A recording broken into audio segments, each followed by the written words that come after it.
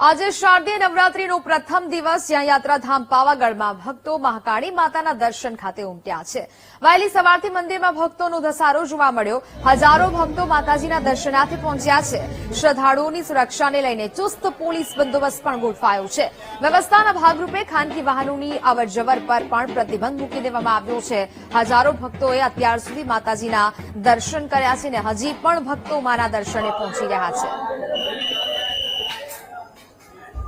તો એક બાજુ લોકોની સેવા માટે પણ અહીંયા પોલીસ બંદોબસ્ત છે તે ગોઠવી દેવામાં આવ્યો છે। લોકોને કોઈ તકલીફ ન પડે તેની પણ ખાસ સાવચેતી રાખવામાં આવી રહી છે। ખાનગી વાહનોની અવરજવર પર સંપૂર્ણપણે અહીંયા પ્રતિબંધ મૂકવામાં આવ્યો છે। આજે નવરાત્રીનો પ્રથમ દિવસ છે ને જેથી માના દર્શન કરવા માટે મોટી સંખ્યામાં ભાવિ ભક્તો અહીંયા પહોંચી રહ્યા છે। મહાકાળી માતાના દર્શન કરવા માટે અહીંયા લોકો વહેલી સવારથી લાઇનમાં લાગ્યા છે। વહેલી સવારથી જ આ દ્રશ્યો છે તે સામે આવી રહ્યા છે કે જ્યાં મોટી સંખ્યામાં માય ભક્તો મંદિરે પહોંચ્યા હોય અને અહીંયા તમામ પ્રકારની વ્યવસ્થા પોલીસનો પણ ચુસ્ત બંદોબસ્ત છે તે જોવા મળી રહ્યો છે। ખાનગી વાહનો પર હાલ પ્રતિબંધ લગાવવામાં આવ્યો છે અને તેવી રીતે અહીંયા ખાસ વ્યવસ્થાઓ છે તે પણ કરવામાં આવી છે।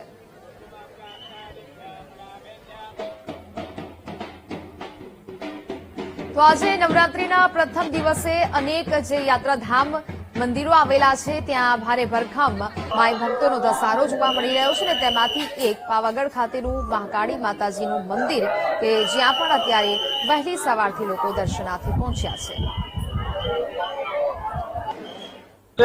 ये संकल्प लिया था कि पैदल 270 किलोमीटर माता जी के दर्शन करना। ये यात्रा 5 से 6 दिन में जाती है। 9 वर्ष से करते आ रहे हैं। आज 9 वर्ष में जहां 1 से 2 लोगों की संख्या थी, आज 40 से 50 लोगों की संख्या हो गई। प्रतिवर्ष ये संकल्प और बेड़ा उठाते हैं माता जी के दर्शन के लिए। ये यात्रा का हमारा मेन उद्देश्य है गांव की सुख समृद्धि, देश का विकास और किसी प्रकार की महामारी इस देश में न आए। इसी संकल्प यात्रा के साथ हम इस यात्रा को पूरा करते हैं। जय माता दी।